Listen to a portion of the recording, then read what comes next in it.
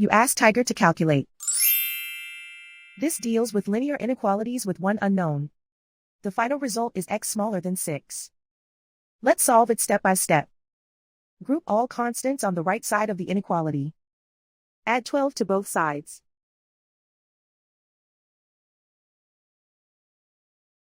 Simplify the arithmetic.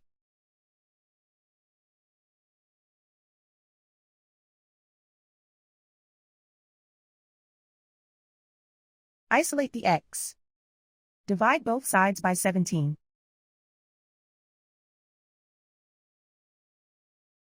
Simplify the fraction.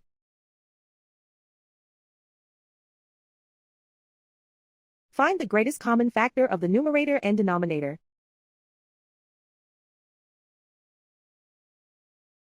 Factor out and cancel the greatest common factor.